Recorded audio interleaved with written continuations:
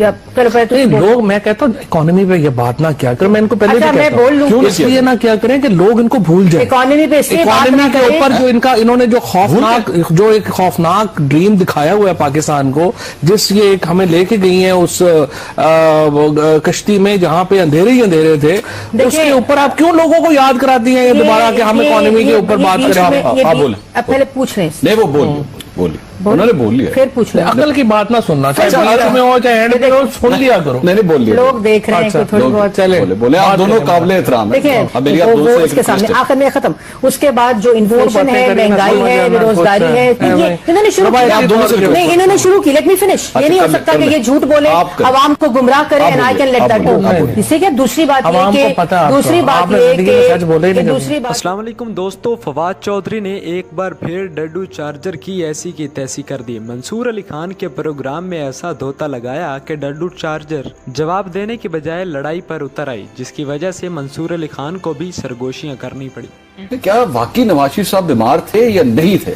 मरियम औरंगजेब साहबा भी आज यहाँ पे मौजूद है, बड़ा क्लोजली उनकी बीमारी के दौरान वहां पे मौजूद भी थी, तीमारदारी करती थी, उनको सारी अपडेट्स पता है। देखिए बात यह है कि मेरा तो इशू नहीं है कि वो बीमार थे या नहीं थे, और यकीनी तौर के ऊपर अगर PMLN कह रही है, फैमिली कह रही है वो बीमार थे तो बीमार होंगे। अच्छा, मेरा पॉइंट ऑफ व्यू तो सिर्फ ये था कि अगर वो बीमार हैं तो उनके साथ वही सलूक करें ना जो बाकी बीमारों के साथ हो रहा है। ठीक है, सिर्फ इशू ये है कि आप जब बाहर भेजते हैं इस तरह से एक करके, एक सिंगल आउट करके, तो फिर जब आपका जो आर्टिकल 4 है, आर्टिकल 25 है, एक पाकिस्तान एक कानून, ये सारा नैरेटिव फिर आपका उसमें मुतासर होता है। अच्छा, सो मेरा तो पोजीशन जो थी वो कैबिनेट में भी यही थी, वो बाहर भी यही थी, और इसकी वजह से मुझे लगता है कि पाकिस्तान में नुकसान हुआ है। आपने कहा वो वापस नहीं आएंगे? मुझे नहीं लगता, जब तक कि कोई मामला उनके फेवरेबल एक सेटअप ना हो जाए, वो ना हो, वापस नहीं आएंगे। अभी भी नहीं लगता? अभी भी नहीं लगता। मरियम साहब आएंगे वापस? देखिए ये उस शख्स के बारे में कहा जा रहा है, उसकी तारीख देखना बड़ा इंपॉर्टेंट है, और अभी कुछ इतनी पीछे जाने की भी जरूरत नहीं है। 2018 के इलेक्शन के बाद जाएंगे तो फिर तो 2018 के इलेक्शन के बाद आपके भी जब पीछे जाएंगे तो फिर मैं पर्सनल नहीं कहना चाहती कि आप भी पता नहीं कल किधर जाएंगे, और फिर कल के भी personal have arguments. If you have solid arguments then have arguments. दूसरी बात ये, एक तो मैं खत्म कर लूं प्लीज, वरना मैं कर नहीं सकती, मुझे आदत नहीं है ऐसे गुफ्तगू करने की, इनको होगी क्योंकि इनकी तो सिखाया ही ऐसे जाता है। दूसरा ये जो भी रहे, लेकिन एक होना चाहिए ऑफ एनी कॉन्वर्सेशन। दूसरी बात यह है, कभी 50 रुपए का हेलीकॉप्टर उड़ जाता है, कभी प्राइम मिनिस्टर 55 रुपए का, सॉरी 5 रुपए, मैंने 55 रुपए का, और वो भी इनका तखलीक किया मुझे साथ में राइट टेक्नोलॉजी 5 रुपए का हेलीकॉप्टर चल जाता है। कभी चीप गिमिक्स के लिए ये वजीर आजम हाउस यूनिवर्सिटी बन जाता है। जो दो बातें इन्होंने की, एक तो 55 रुपए का हेलीकॉप्टर, मैं आपसे पढ़ते तो है ही ना माशाल्लाह, PMLN में, पीपल्स पार्टी में, ये तो एक बड़ी है ना। अभी आप देखिए उबर ने हेलीकॉप्टर सर्विस शुरू की है न्यूयॉर्क से लिंकन एयरपोर्ट नहीं, लिंकन एयरपोर्ट, और उसके बाद जो है आप देखिए कि उस हेलीकॉप्टर की उन्होंने क्या प्राइस रखी है। हाँ, उसकी उन्होंने $200 रखी है। आप उसको देख लें वो कितने का बनता है। इनका असल में प्रॉब्लम ये हो जाता है क्या, जो न्यूयॉर्क सिटी से एयरपोर्ट जो ट्रेवल है, अच्छा, उन्होंने $200 रखा है। अच्छा, उसका किराया। अच्छा, मैं ये कह रहा था कि जब हेलीकॉप्टर आपका अपना है, पायलट को आपने पैसे देने ही देने हैं, मेंटेनेंस आपका नहीं है, तो सिर्फ फ्यूल ही का खर्चा है ना, फ्यूल का खर्चा जो है वो इतना रुपया है।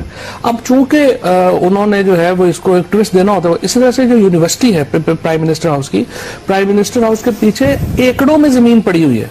अगर आप उसको एक रिसर्च इंस्टीट्यूट बनाना चाह रहे हैं तो उसके ऊपर आप, मतलब उसमें क्या बुराई है? मैं सिर्फ अभी फवाद ने जितनी बात की, एक तो फवाद को इकोनॉमी का पता भी नहीं, लेकिन बात हमेशा इकोनॉमी से शुरू करेंगे। अच्छा, और इन्होंने हमारी गवर्नमेंट की इनकॉम्पिटेंसी का जिक्र इकोनॉमी से स्टार्ट किया।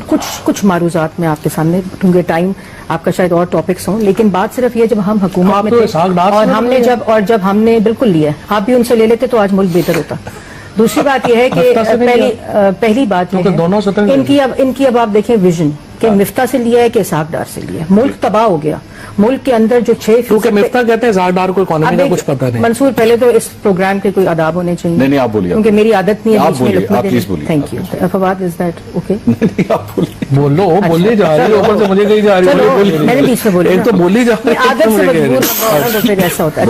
पहली बात ये कि हमने जब इकोनॉमी संभाली तो जो इन्फ्लेशन रेट्स और इनकी ढिटाई ये है कि ये इकोनॉमिक इंडिकेटर्स जो हैं, जो आप मीडिया ने भी हाईलाइट किए, उनको अपने ही 2-3 महीने और फिर हमारी पहले साल से कंपेयर करते हैं। व्हेन अगर इकोनॉमिक्स पढ़ी हो तो उसका बेहतर इनको अदादो शुमार पता होने चाहिए। बात मुख्तसर इतनी है कि 5 साल ना बात करें कि लोग आपको भूल जाएं। मैं खत्म कर दूं एक कि इनसे ये पूछिए, ये बस ये गुफ्तगू है। अच्छा, कोई नैरेटिव नहीं है और कारकर्दगी जो है, कारकर्दगी सिफर है, जिसकी वजह से ये एटीट्यूड है। सच का बोला था। अभी गुफ्तगू चेक करें।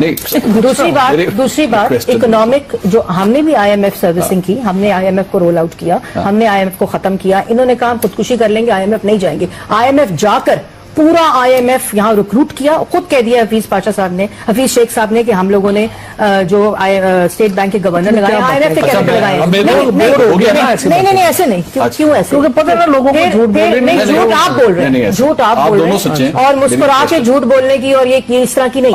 अदादो शुमार स्टेट बैंक, तो इसका ये मतलब नहीं आता। मंसूर के कहने का मतलब यह है कि आपने आपने काफी अब आप चुप कर जाए। मेरा क्वेश्चन ये है, अवामी